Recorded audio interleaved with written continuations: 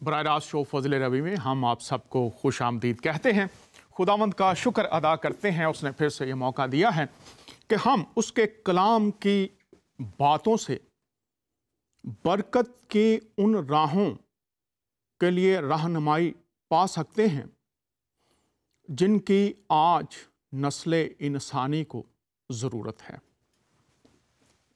اب کچھ لوگ ضرورت کا احساس نہیں کرتے، وہ ان کی اپنی مرضی ہوتی ہے، لیکن آج کا دور جس میں سے ہم گزر رہے ہیں یہ تقاضا کرتا ہے کہ ہم دیکھیں کہ ہم کن راہوں پر چل رہے ہیں۔ ہمارے روزمرہ کے فیصلے، گفتگو، اعمال کس طرف نشاندہی کر رہے ہیں؟ جو کچھ ہم نے سیکھا، ہم نے پڑھا، عملی زندگیوں میں اس کا اطلاق کیا، وہ آج ہمیں کس مقام تک لے آیا ہے؟ اس لیے ضروری ہے کہ تجزیہ کیا جائے۔ پہلے بھی کافی دفعہ عرض کیا، تھوڑی دیر کے لیے رک جائیں، سوچیں۔ سوال و جواب سیکھنے کا ایک طریقہ ہے، اور جب ہمارے سامنے تصویر واضح ہے اور حالات روز روشن کی طرح عیاں ہیں اور چیخ چیخ کر بتا رہے ہیں، کیا بتا رہے ہیں؟ مولانا طارق جمیل واقعہ کربلا پر اظہار خیال فرما رہے تھے، تو آئیے ذرا دیکھتے اور سنتے ہیں، پھر بات کو آگے بڑھائیں گے۔ اور جیسا عرض کیا تھا کہ یہ جو آنے والے شو ہیں، وعدہ تھا کہ ان میں ہم سوالات اور جوابات کا سلسلہ، جو سوالات ہمارے پاس ہیں ان پر بات کریں گے، اور خاص طور پر جو بڑے اعتراضات ہیں دین مسیحت پر، تعلیم مسیحت پر، مسئلہ تثلیث، بائبل بدل گئی ہے، یسوع مسیح خدا کا بیٹا کیوں کر ہو سکتا ہے؟ ہماری ٹیلی فون لائنز اوپن ہوں گی۔ آپ سب کو پوری دنیا میں دعوت ہے کہ آپ کال کیجئے، لیکن علم التفسیر اور اخلاقیات کے اصولوں کو ضرور مد نظر رکھیے گا۔ آئیے دور حاضرہ کے جید علماء میں سے ایک ایسا شخص جو درد دل رکھتا ہے، جو سچ بات کہنے کی جرت رکھتا ہے، جس کی آہیں، جس کے آنسو جب الفاظ میں ڈھلتے ہیں تو سچ کی تصویر دکھاتا ہے، مولانا طارق جمیل صاحب۔ آئیے مل کر یہ کلپ دیکھتے ہیں۔ پاکستان میں جو روزانہ لاشیں گر رہی ہیں، یہ ہندو تو نہیں مار رہے، سکھ تو آ کے نہیں مار رہے، عیسائی یہودی تو نہیں مار رہے، اپنے ہی اپنوں کو قتل کیے جا رہے ہیں، کیے جا رہے ہیں، کیے جا رہے ہیں۔ اس قدر ظلم، اس قدر بے حسی۔ میرے نبی نے آخری جملہ فرمایا تھا، لا ترجعوا بعدی کفارا یضرب بعضکم رقاب بعض۔ آخری حج، آخری تقریر، میرے بعد ایک دوسرے کی گردنیں کاٹتے کاٹتے کفر تک نہ چلے جانا۔ لا تسودوا وجہی یوم القیامہ، قیامت کے دن مجھے میرے اللہ کے سامنے شرمندہ نہ کرنا۔ کراچی سے پشاور تک کیا ہو رہا ہے؟ رونے کے سوا میں کیا کر سکتا ہوں؟ یہ میری آواز کہاں تک پہنچے گی؟ کون سنے گا؟ اور اس کی کیا ضمانت ہے کہ سننے کے بعد کوئی کان بھی دھرے گا، کوئی زندگی بدلنے کا ارادہ بھی کرے گا؟ ایک دکھ بھری فریاد ضرور ہے ایک درد بھرا نوحہ ہے، جہاں تک پہنچ جائے جو سن لے، آگے دلوں تک پہنچانے والا تو میرا اللہ ہی ہے۔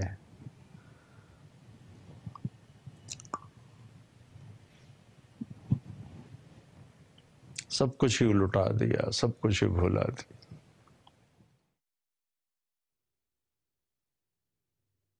آپ نے مولانا طارق جمیل صاحب کی باتیں سنی، سب کچھ لٹا دیا، سب کچھ بھلا دیا۔ کہاں سے سیکھی ہیں یہ باتیں، کن کی پیروی میں یہاں تک پہنچے ہیں؟ امن کی بات لبوں سے بہت اونچی اونچی چلا چلا کر کہی جا رہی ہے، اس کا عملی ثبوت، اس کا اظہار، اس کا اطلاق سوالیہ نشان ہے۔ مولانا نے بہت کرب سے کہا کہ میں رونے کے سوا کیا کر سکتا ہوں، میں رونے کے سوا کیا کر سکتا ہوں۔ بے بسی، لاچاری، نا امیدی، جو لوگ رویوں کو پڑھنے کے طالب علم ہیں، سائیکالوجی کو جانتے ہیں، جب الفاظ بولے جاتے ہیں ان کے پیچھے کون کون سی گہرائیاں تہ در تہ ہیں، دل کا کون سا کرب چھپا ہے، کہاں سے کوئی حل آئے گا، کون بدلنے کے لیے تیار ہوگا۔ انہوں نے فرمایا سننے والے سنتے ہیں لیکن کان کون دھرے گا، کون ان باتوں کو سیکھنے کی طرف قائل اور مائل ہوگا۔ پھر انہوں نے ایک جملہ کہا کہ زندگی بدلنے کی طرف کون آئے گا۔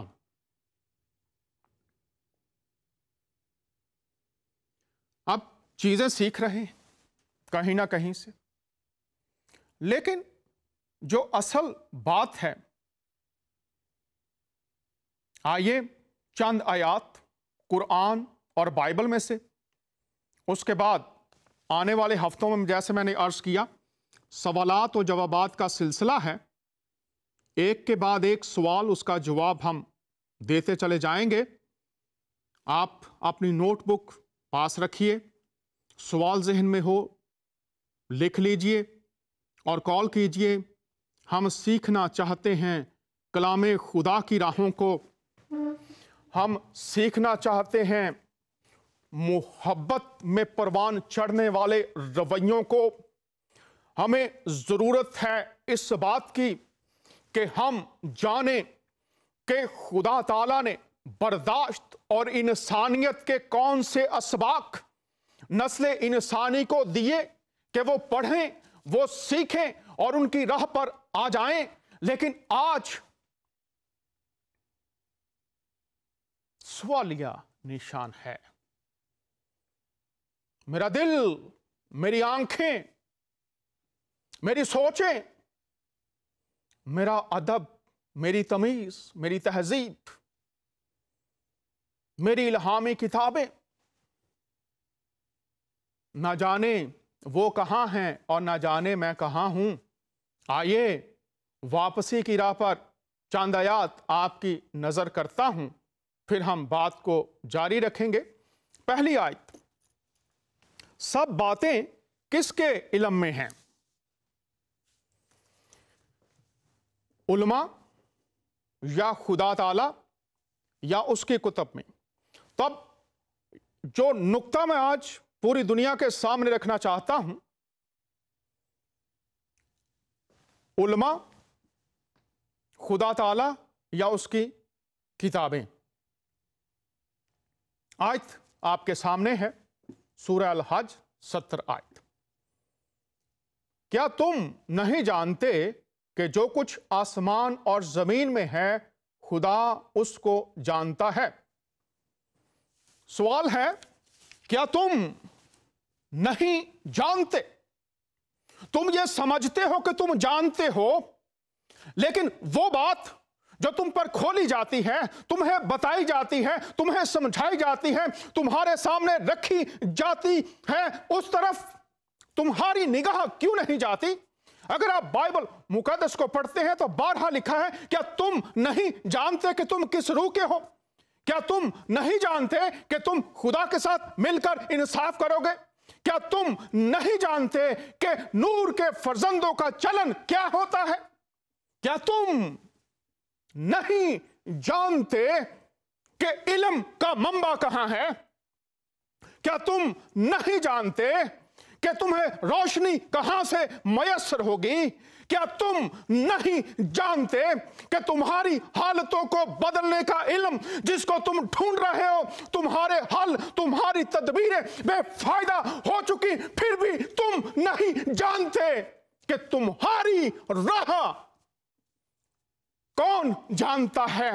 جو ماضی، حال اور مستقبل کو جاننے والا ہے، جو تمہاری پیدائش کو جانتا ہے، جو تمہارے حال کو جانتا ہے، جو تمہارے مستقبل کو جانتا ہے، اس کی طرف رجوع کر۔ کیا تم نہیں جانتے جو کچھ آسمان اور زمین میں ہے خدا اس کو جانتا ہے؟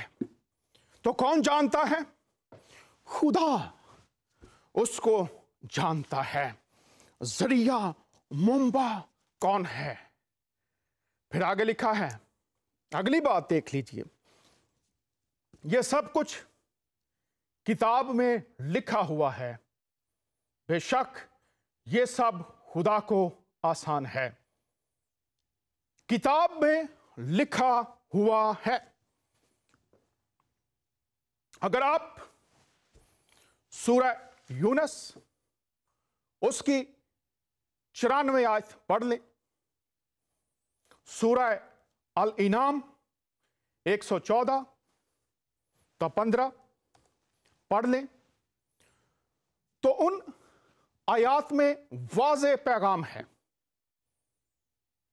رہنمائی ہے کہ جن باتوں کی سمجھ نہیں آ رہی، سورہ یونس 94، جن باتوں میں شک ہے، حل سمجھا جا رہا ہے کہ یہ ہے، لیکن اگر وہ حل بھی مزید الجھاؤ پیدا کر رہا ہے، جس کو حل سمجھا جا رہا ہے اس میں مزید مسائل پیدا ہو رہے ہیں، تو رہنمائی کس طرف ہے؟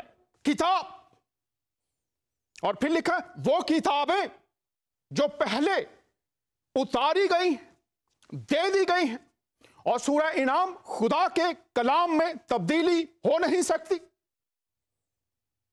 تو یہ کتاب خدا اور اس کی کتابیں اس طرف رہنمائی کی گئی ہے۔ اور ماضی میں کس طرح سے لوگ رہنمائی پاتے رہے، انبیاء نے رہنمائی پائی، اور خدا کا بندہ ایوب نبی اور داؤد نبی وہ کیا کہتے ہیں؟ آئیے دیکھتے ہیں۔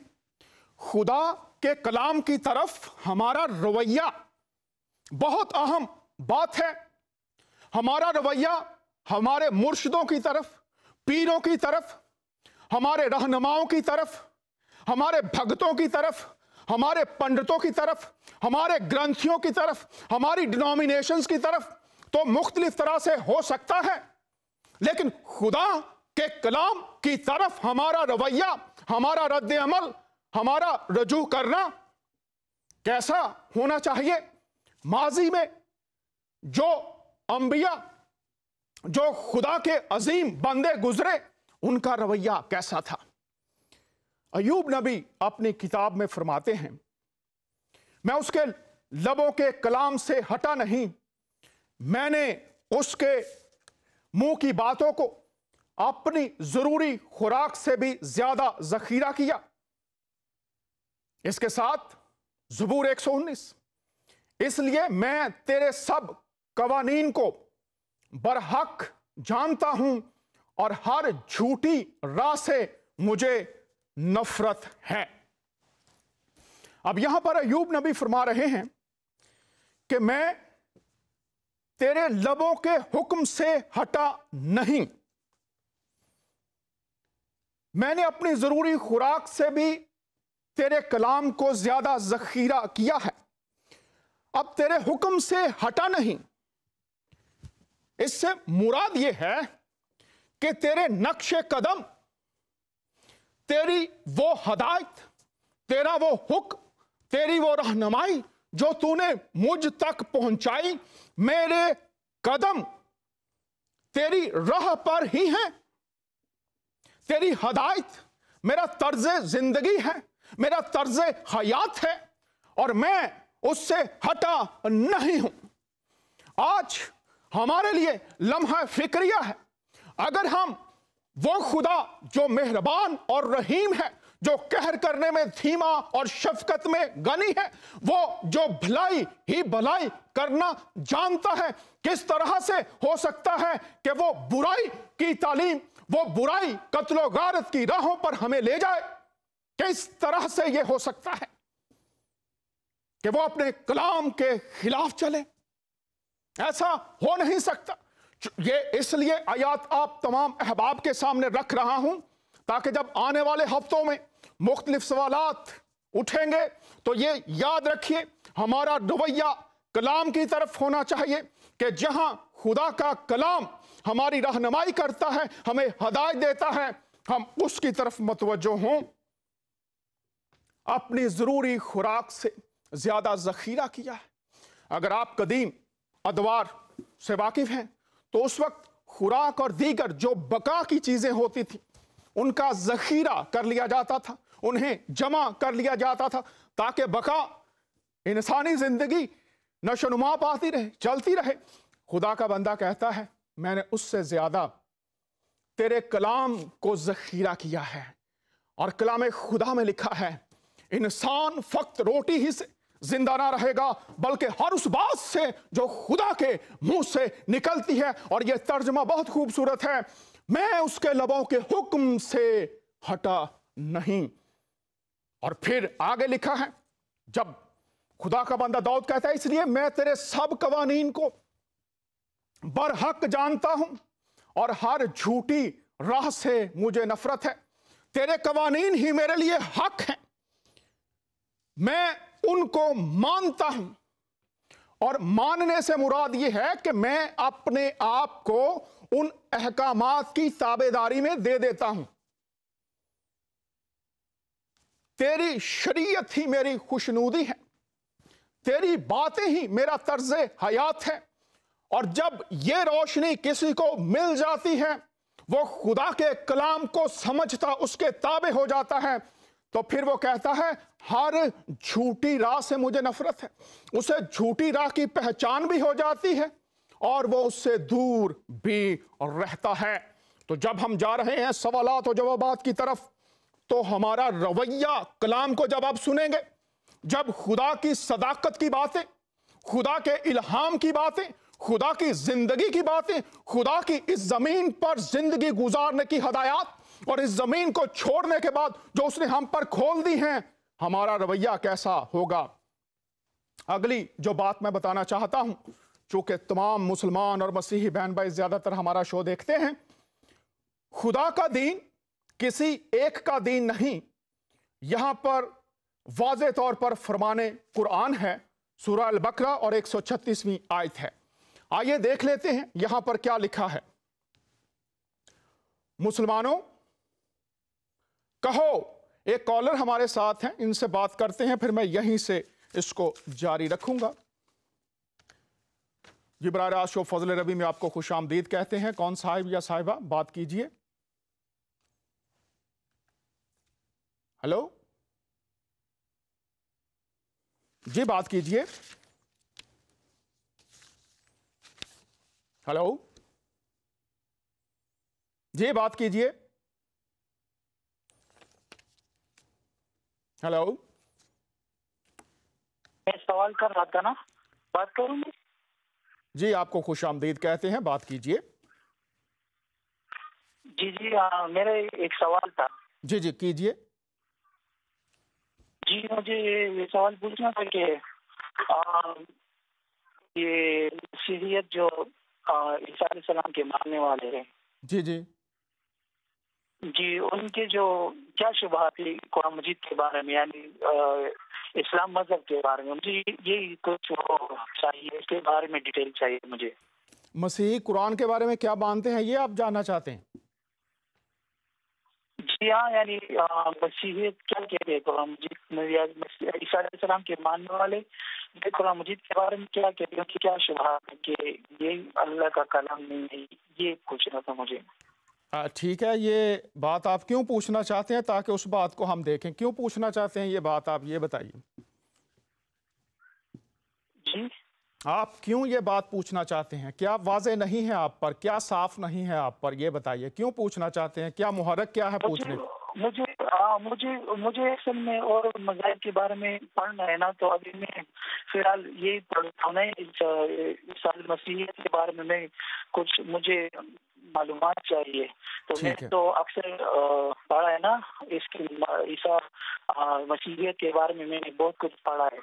ابھی مجھے یہ بس یہ چیز مجھے ابھی پوچھنا ہے نا کہ کیا شبہات ہے. تو آپ نے فرمایا کہ آپ نے بہت کچھ پڑھا ہے مسیحیت کے بارے میں، تو جو کچھ آپ نے پڑھا ہے وہ تو ٹھیک ہے، تو کیا بات آپ کو سمجھ نہیں آئی اس پر ہم چاہیں گے کہ آپ کو لٹریچر بھیجا جائے یا آپ کو بتایا جائے.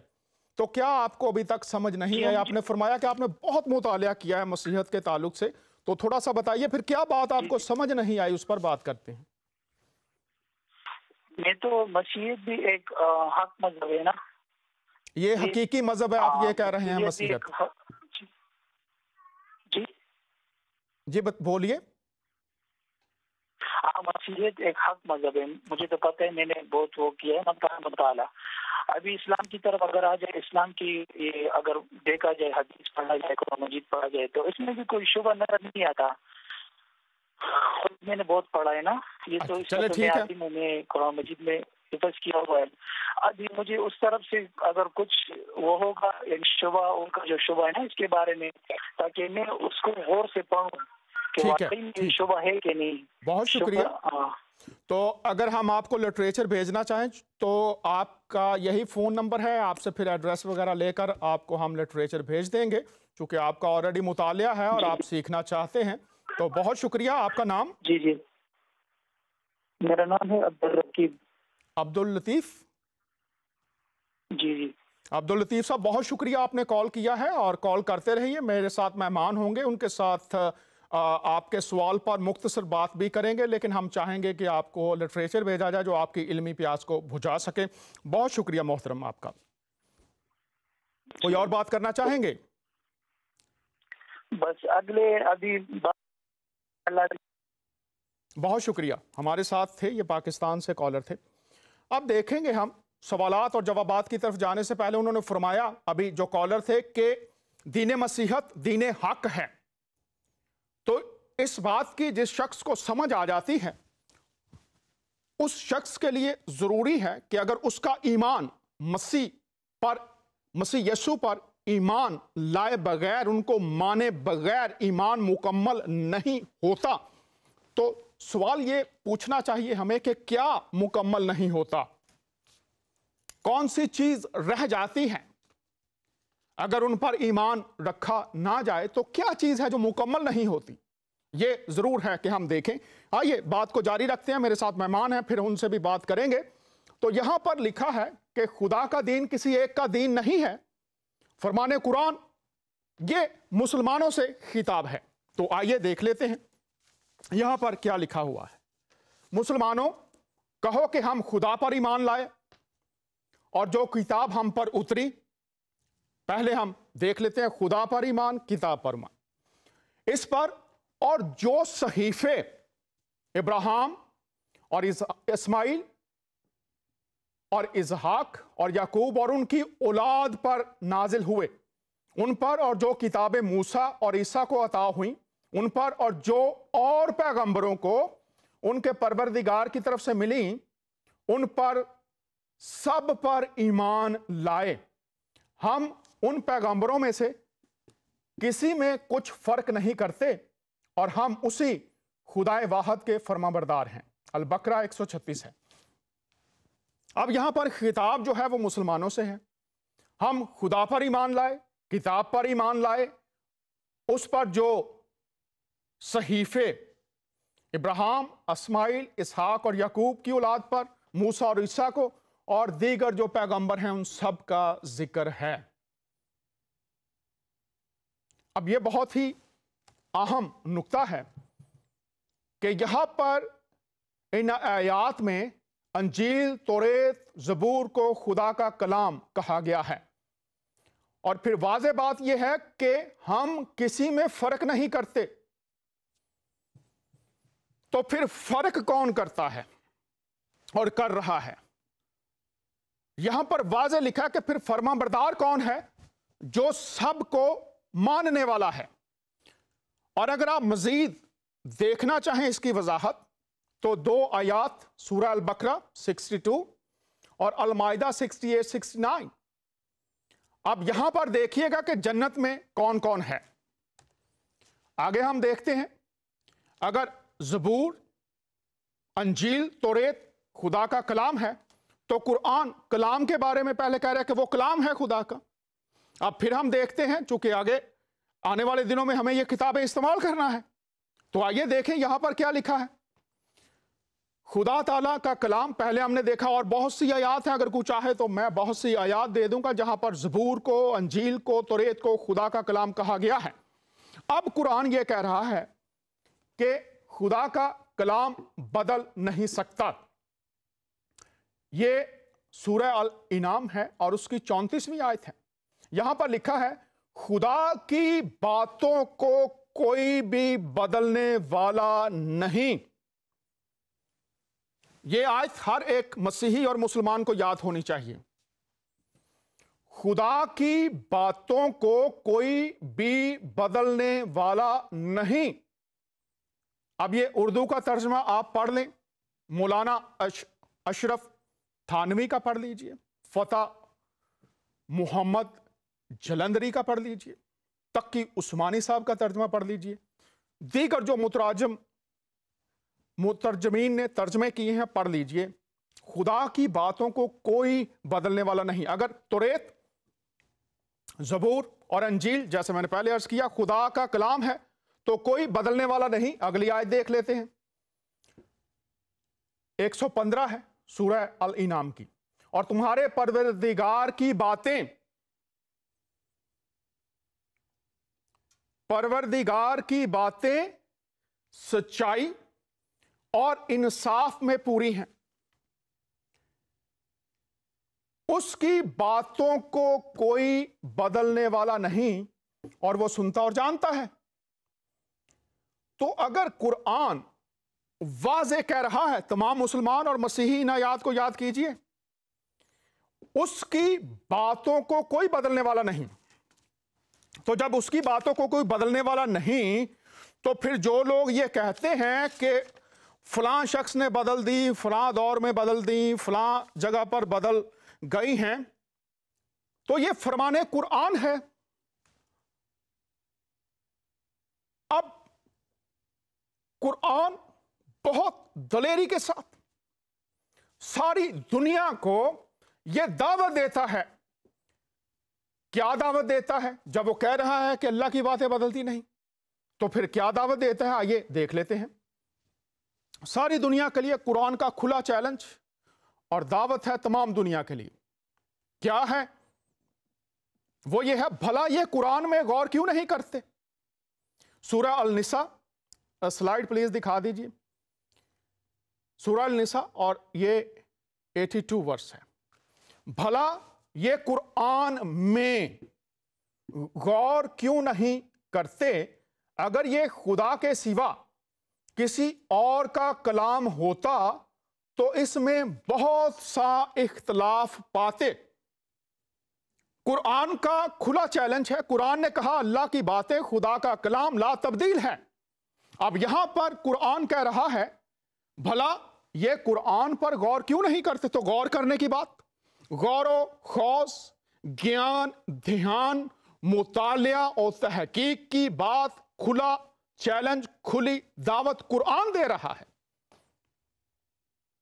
अगर ये खुदा के सिवा किसी और का कलाम होता तो वो कह रहा है कि तुम ढूंढो, तो इसमें बहुत सा इख्तलाफ पाते, इसकी बातों में तजाद होता, ये मुतजाद बातें होती एक दूसरे से टकराती।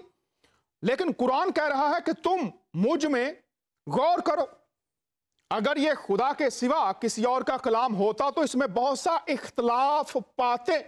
अब कुरान कह रहा है तौरेत, अंजील, ज़बूर खुदा का कलाम और दीगर सहाइफ का जिक्र भी है। अब अगर कोई तहकीक करे, अगर वो दीगर सहाइफ भी हैं तो वो फिर किधर गए, कहां से मिलेंगे, खो गए। खुदा का कलाम ला तब्दील है, बदलता नहीं है, वो अलग मौजू है, उस तरफ मैं जाना नहीं चाहता।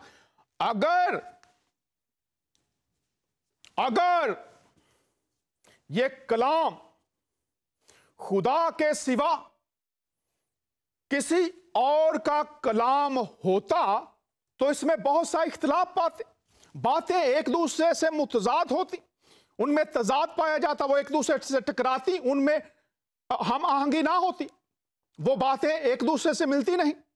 तो यहां पर लिखा है बहुत सा इख्तिलाफ पाते। तो अगर कहा गया है ये खुदा का कलाम है और कोई इसको बदल नहीं सकता, तो फिर कोई कहे जी ये बदल गया है, तो ये कुरान की आयत है, उसकी खुली दावत है।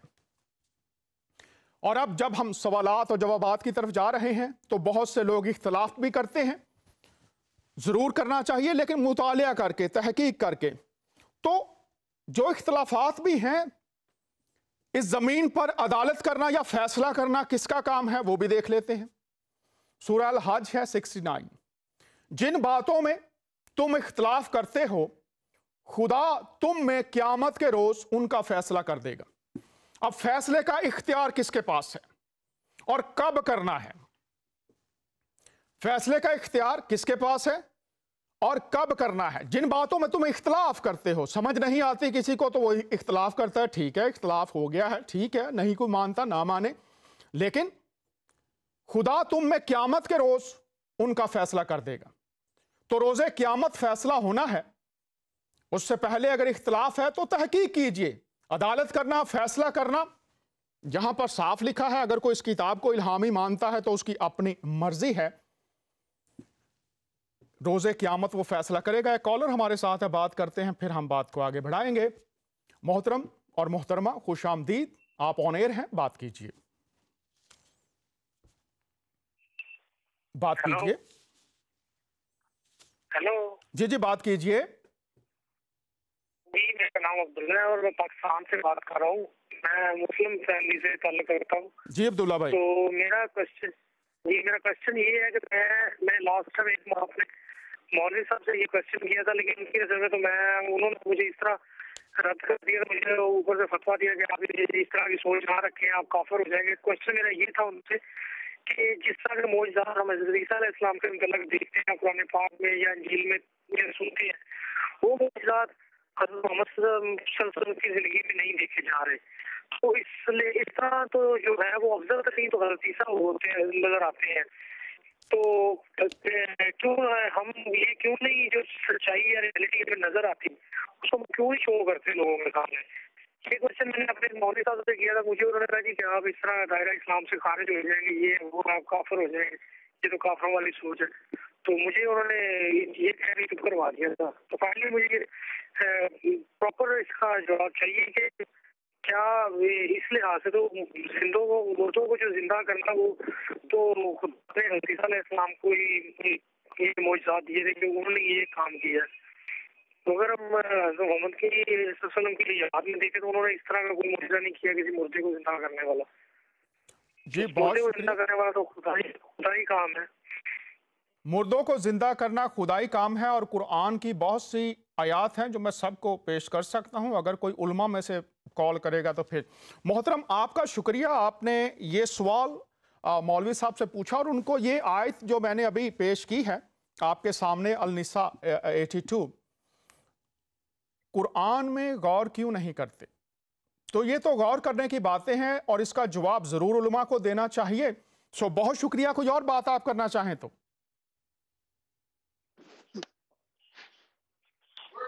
जी मोहतरम, कोई और बात करना चाहें? नहीं, बस एक क्वेश्चन था मेरा। जी बहुत शुक्रिया। तो प्रोग्राम देखते रहिए, आने वाले दिनों में भी सवालात के जवाबात हैं, तो देखते रहिए, कॉल करते रहिए। बहुत शुक्रिया जी। एक और कॉलर हमारे साथ हैं, इनसे बात करते हैं। जी खुश आमदीद कहते हैं आपको, आप ऑन एयर हैं, बात कीजिए। जी बात कीजिए। जी बात कीजिए। जी कॉल ड्रॉप हो गई। जारी रखते हैं आप। अभी हम कुरान और बाइबल की आयात को देख रहे हैं सीखने के लिए। तो कुतुबे इल्हामी देने का मकसद क्या था? यह बहुत जरूरी नुक्ता है कि अगर किताबें दी गई हैं तो क्यों दी गई हैं। आइए देखते हैं। यह तिमोथियस का खत है, 3 बाब है, 16 और 17 आयात। हर एक सहीफा, कुरान में से अभी हमने पढ़ा था, सहीफे दिए गए हैं, कुतुब दी गई हैं। हर एक सहीफा हमने देखा कि खुदा ने सहीफे दिए, किताबें दी, एक तरतीब मैंने अभी आपके सामने वो आयत रखी। तो हर एक सहीफा जो खुदा के इल्हाम से है, खुदा के मुंह की बातें हैं, तालीम और इल्जाम और इस्लाह और रास्तबाजी में तरबियत करने के लिए फायदा मंद भी हैं, ताकि मर्दे खुदा कामिल बने और हर एक, गौर से सुनिए, हर एक नेक काम के लिए बिल्कुल तैयार हो जाए। हर एक सहीफा जो खुदा के इल्हाम से है, तालीम और इल्जाम और इस्लाह और रास्तबाजी में तरबियत के लिए फायदामंद है, ताकि मर्द खुदा कामिल बने और हर एक नेक काम के लिए बिल्कुल तैयार हो जाए। जी कॉलर हमारे साथ हैं, मैं ये बात खत्म कर लूं फिर कॉलर से बात करेंगे। तो अभी यहां पर है कि हर एक सहीफा, मकसद है कलाम खुदा ताला का तालीम और तरबियत। तालीम और तरबियत, हदायत पाना, सीखना, पालना, तहजीब व इखलाक सीखना, खुदा के कलाम पर चलना कैसे है, जिंदगी में उसकी अमली सूरत किस तरह से आती है। तालीम और तरबियत, तालीम कहां से पाएंगे? खुदाई तालीम।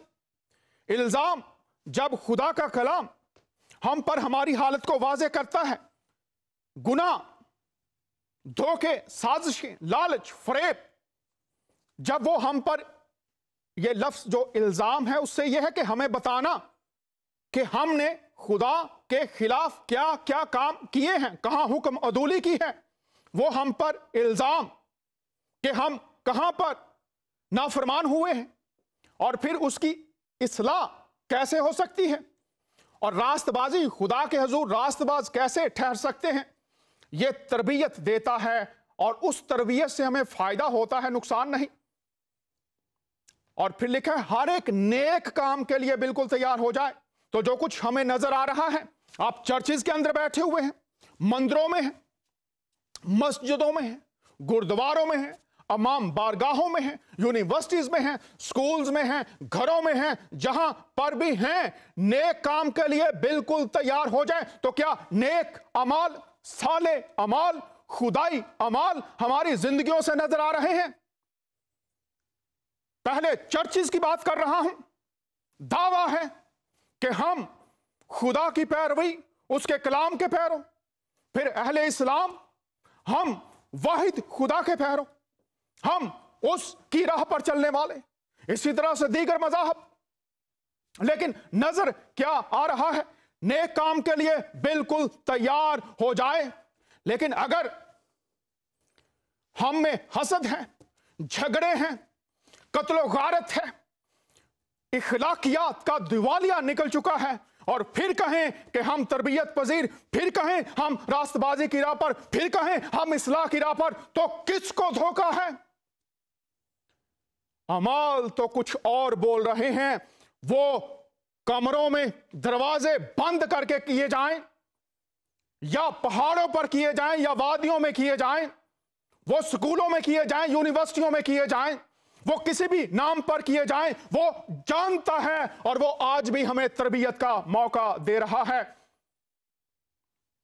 क्या हम तालीम और तरबियत के लिए तैयार हैं? और फिर मसीहों से कहा गया है, अगर कोई सवाल पूछे तो किस तरह से हमें तैयार रहना है। यहां पर लिखा है पतरस के खत में, बल्कि मसीह को खुदावंद जानकर अपने दिलों में मुकद्दस समझो, और जो कोई तुमसे तुम्हारी उम्मीद की वजह दरियाफ्त करे उसको जवाब देने के लिए हर वक्त मुस्तैद रहो। तरीका क्या है? हिल्म और खौफ के साथ, और नियत भी नेक रखो। खुदा का कलाम यह कह रहा है, जो उसके पैरोकार हैं, जो दीन इलाही को मानने वाले हैं, जो दावा करते हैं हम खुदा के पैरोकार हैं, हमारा दीन दीन इलाही है। लिखा है जो कोई जवाब पूछे हर वक्त जवाब देने के लिए तैयार रहो। तरीका हिल्म, फरोतनी, खुदा के खौफ, खुदा के कलाम के मुताबिक। तुम्हारा कलाम पुरफजल और नमकीन। पुरफजल से मुराद यह है कि उसको सलामती मिले। जो भी शख्स सवाल पूछ रहा है, आप उसके लिए भलाई के जज्बे से भरे हो, आप उसकी जिंदगी और सलामती के जज्बे से भरे हो, नियत भी नेक रखो। तो यह है जो खुदा का कलाम हमें कह रहा है। और इसी के साथ जो मुख्तलिफ सवालात हैं उनके जवाबात हम शुरू करेंगे। पहला सवाल था फरीद साहब का, कनाडा से। तो अगर फरीद साहब हैं तो उनसे भी बात कर लेते हैं। फरीद साहब का सवाल ये था जी, फरीद साहब का सवाल ये था कि क्या खुदा किसी चीज़ का मोहताज है? तो फरीद साहब यही सवाल था आपका। और फरीद भाई कैसे हैं आप? बस जी शुक्र है, आप सुनाएं, आप कैसे हैं? जी बहुत शुक्र है खुदावंद का। तो आपका जो सवाल है उससे आगाज कर रहे हैं, फिर बाकी सवालात पर भी हम बात करेंगे। ठीक है। आपने फरमाया खुदा क्या किसी चीज़ का मोहताज है? तो आपने फरमाया कि आप मुसलमान हैं। तो अब पहली बात तो जब आप जी बिल्कुल, आपका सवाल ये था क्या खुदा बेटे का मोहताज है कि बेटे के बगैर वो नजात का काम नहीं कर सकता? तो अब पहले तो मेरा क्वेश्चन जी मेजर मेरा यही क्वेश्चन है। मैंने बेटे का नहीं कंसेप्ट किया था, मैंने अल्लाह का ही किया था कि खुदा की जो जात है वो किसी चीज की मोहताज है या नहीं। जी सुन लीजिए, पहली बात तो ये, अगर आप कुरान पढ़ते हैं, आप बाइबल पढ़ते हैं, तौरात ज़बूर पढ़ते हैं, तो खुदा की जात किसी की मोहताज नहीं है। ये वाज़ेह बात हो गई। अब जो बात आप कर रहे हैं उसके लिए अगर आप इस्लाम के तालिब इल्म हैं तो पहली बात आपके सामने रखना चाहता हूँ वो ये है कि लिखा है कि तुम ईमान लाओ किताबों पर, फरिश्तों पर, अंबिया पर, रोज़े आखिरत पर। ये तुम्हारे लिए ईमान लाना ज़रूरी है। तो पहली बात तो ये, क्या खुदा मोहताज है कि लोग ये कबूल करें फिर वो उनके लिए कुछ भलाई का काम करेगा? दूसरी बात, लिखा है कि अमाल तोले जाएंगे इस्लामी तालीम में। तो क्या खुदा इंसानों के नेक अमाल का मोहताज है? अगली बात ये आ गई, ठीक है। तो क्या खुदा मोहताज है कि लोग फरिश्तों पर, किताबों पर, अंबिया पर, रोज़े क़यामत पर ईमान लाएंगे तो फिर वो इस राह पर आ सकते हैं? तो खुदा तो मोहताज नहीं है। दूसरी बात, अमाल तोले जाएंगे, अगर नेक अमाल नहीं होंगे तो क्या खुदा इंसानों के नेक अमाल का मोहताज है? तो ये भी इसके साथ सवाल उठता है जिसकी आपको तहकीक करनी चाहिए। तीसरा सवाल आपके सामने मैं रखता हूं जब आप ये बात कर रहे हैं, सूरह अल सजदा उसकी 12 और 13 आयत, और उसके बाद सूरह हूद है उसकी 118 और 19 आयत। उसमें लिखा है कि ये बात खुदा के हुजूर करार पा चुकी है कि मैं सब जिन्नों और इंसानों से दोज़ख को भर दूंगा। तो चूंकि आप एक तालिब इल्म हैं, आपने फरमाया अल्हम्दुलिल्लाह, अल्लाह की तारीफ हो, तो खुदा की तारीफ हो, ये हम सब चाहते हैं कि खुदा की ही तारीफ हो, चूंकि वही वाहिद है जो तारीफ के लायक है। अब सूरह अल सजदा में फरीद भाई ये लिखा है कि सब इंसानों और जिन्नों से दोज़ख को भर दूंगा, और ये बात खुदा के हुजूर करार पा चुकी है।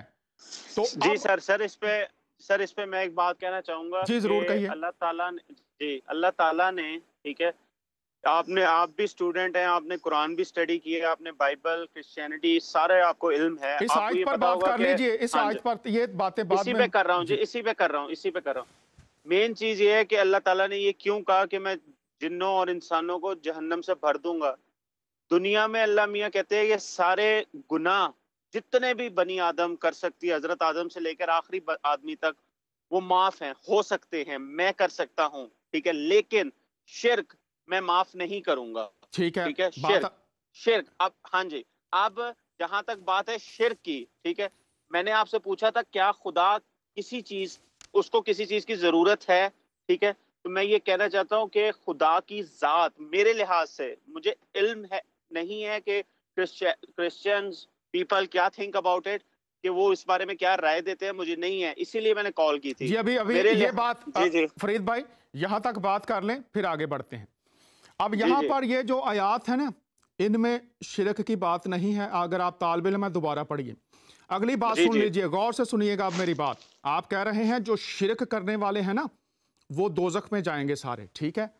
تو اب میں آپ سے عرض کر رہا ہوں، اگر آپ نے پڑھا ہے تو جب اسلام کی جلیل القدر ہستی، اسلام کے آخری پیغمبر، آپ نے دعوت دی تو جو ایمان لائے، اب آپ دیکھیے کہ ان میں سے زیادہ تر جو تھے وہ شرک کرنے والے ایمان لائے تھے.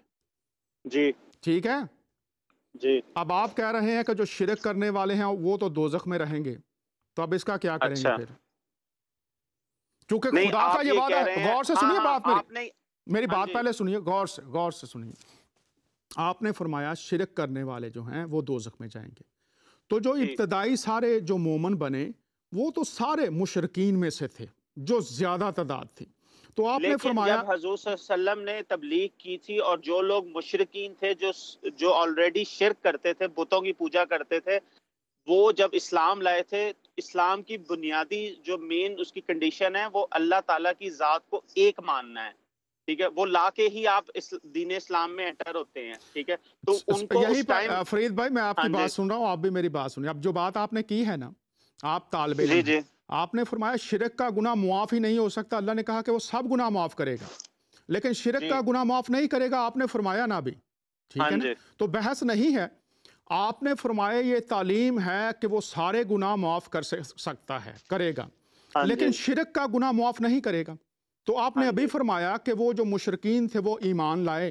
تو اب اس کا بتائیے پھر وہ کس بنا پر، قرآن کی آیات مجھے دیجئے، جب لکھا ہے کہ شرک کا گناہ معاف ہی وہ نہیں کرے گا، تو پھر کس بنا پر ایمان لائیں گے؟ سر جب وہ ایمان لائیں گے تو ایمان کی جو بنیادی جو مین اس کی چیز ہے وہ یہی ہے کہ اللہ تعالیٰ کی ذات کو ایک ماننا. جب آپ 1000 بتوں کو پوجیں اور اس کے بعد ایک خدا کو پوجیں تو آپ تو شرک سے تو باہر ہو گئے نا. دیکھیے پھر بات وہی آ گئی. اب آپ جو پہلی بات ہے جو آپ نے کہی کہ وہ شرک کا گناہ معاف نہیں کرے گا، شرک، ہاں شرک کے گناہ کو معاف، لیکن اگر ایک آدمی شرک کرتا تھا پاسٹ میں، ٹھیک ہے، اور اس نے چھوڑ کے مطلب اللہ تعالیٰ سے ڈائریکٹ ہوا ہے، جس طرح مسلمان حضور صلی اللہ علیہ وسلم کے مطلب تو اس سے مراد یہ ہو گئی کہ پھر وہ اپنے حکم کے خلاف کر سکتا ہے. کیسے سر؟ یہ آپ نے کہا نا کہ ایک طرف تو یہ ہے کہ شرک کا گناہ کبھی معاف نہیں ہو سکتا، آپ نے یہ کہا اور یہ تعلیم ہے. دوسری طرف آپ کہہ رہے ہیں کہ شرک کا گناہ معاف کر دیا ہے، تو پھر یہ تو متضاد بات ہو گئی ہے. اب اس کو ہم کیا کریں؟ میرے ساتھ ایک عالم ہے اس وقت، پروفیسر صاحب، تو میں ان کو بھی آن لائن لیتا ہوں اور پھر اس بات کو ہم تاریخ کی روشنی میں ان سے بھی پوچھتا ہوں وہ کیا کہتے ہیں. چونکہ آپ نے فرمایا کہ آپ پڑھتے ہیں بہت، تو ان کا مطالعہ تقریباً مسیحیت کا اور اسلام کا ایک عرصہ ہو گیا ہے. پروفیسر صاحب آپ کو خوش آمدید کہتے ہیں. اصغر بھائی کیسے ہیں آپ؟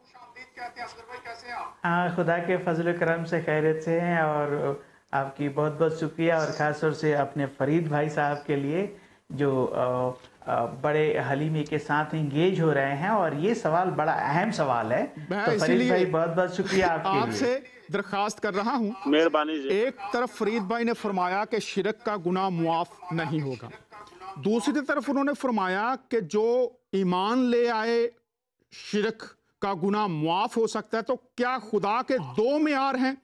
چونکہ آپ اسلام کے بھی اسکالر ہیں اور مسیحیت کے بھی ہیں، تو آپ سے میں چاہوں گا کہ آپ اس پر روشنی ڈالیے. جی میں دو آیات ہے جس کو فرید بھائی جانتے ہیں، سورہ نساء اس کا 4 کا 48 اور 4 کا 116، جہاں پر لکھا ہے کہ خدا ہر ظلم کو معاف کرے گا، لیکن البتہ اگر کوئی مشرک ہو، اگر شرک کرے تو اسے معاف نہیں کرے گا. सिवाय जिसे वो माफ़ करना चाहे वो माफ़ करेगा। और मैं थोड़ा सा फरीद साहब आपका ज़हन लेके जाऊं कि इसके ऊपर जब आप मुफस्सरीनों का राय पढ़ेंगे कि ये आयत नाजिल कब हुआ, इसका पस मंजर क्या है, तो इब्ने अब्बास अपने कमेंट्री में कहते हैं कि एक इंसान था जिसका नाम था वसी, आपने सुना होगा उसका नाम। जी जी। और वसी वो एक इंसान था जिसके बारे में आयत नज़ुल हुई। और मैं आपको बता दूं कि वसी को किस लिए आयत नज़ुल हुई, तो जंगे बदर में एक हमजा थे, हमजा इब्ने मुतल्लिब, जिनका कत्ल हो गया था और उसका कत्ल का करने वाला ये वसी था। और बाद में उसे पता चला कि मुस्लिम उसकी कत्ल कर देंगे, तो वो हुजूर के पास गया, पैगंबर इस्लाम के पास, और उसने कहा कि आप हमें माफ़ कर दीजिए, लेकिन आपने फरमाया कि तू मेरे नज़रों से कुछ दूर चला जा। और इसके बाद से काफ़ी दिन वो मक्का में रहा, लेकिन उनकी वफ़ात के बाद उन्हें शक हुआ कि अब लोग मेरी कत्ल कर देंगे, और तब वो इस्लाम को कबूल कर लिया। और उसके बारे में ये आयत नाजिल हुआ कि खुदा हर गुनाह को माफ़ करेगा, लेकिन जो शिर्क करे उसकी माफ़ नहीं करेगा। अब सवाल यह है कि ये वसी कौन थे, तो वसी एक यहूदी गुलाम थे। और यहूदियों के बारे में अगर आप पढ़ेंगे तो उनके बारे में कुरान में क्या है, तो आपको मालूम है कि कुरान 29 उसका 46 में लिखा है कि कह दो तुम्हारा खुदा और हमारा खुदा एक ही खुदा है। तो यहूदी तो मुशरिक नहीं है, तो वसी भी मुशरिक नहीं था, लेकिन फिर ये आयत का मतलब क्या है। अब दूसरा है कि 116 आयत, और वहाँ पर भी जो जिक्र है कि खुदा हर गुनाहों को माफ़ करेगा, लेकिन एक गुनाह है जिसे खुदा माफ़ नहीं करेगा। अब ये किसके बारे में है, तो इब्ने अब्बास साहब बताते हैं और कई सारे मुफस्सरीन दर्जनों कि वहाँ पर एक तोमा नाम का एक मुसलमान थे जिन्होंने यहूदी के घर से कुछ चोरी कर लिया, एक हथियार और कुछ खाने की चीज़, और चोरी करके एक यहूदी के घर में ही उन्होंने छुपा दिया। और जब इनसे पूछा गया तो इन्होंने कहा कि नहीं, खुदा की कसम मैंने चोरी नहीं किया है। तब जिसकी चोरी हुई थी वो इनका कदमों का निशान देखते हुए उस मुकाम तक पहुंचा जहां पर ये हथियार जो इन्होंने चुराया था वहां पर था, और ये पकड़ा गया। और तब हुजूर तक ये बात पहुंची, और तोमा के घराने वाले ये अंसारी लोग थे, ये हुजूर के पास गए कि आप तोमा के बारे में यहूदियों से बहस करें। और तब लिखा है कि हुजूर को पता चल गया, और तब उन्होंने तोमा से कहा कि नहीं, तूने चोरी किया है और ये हथियार लाके वापस कर दे।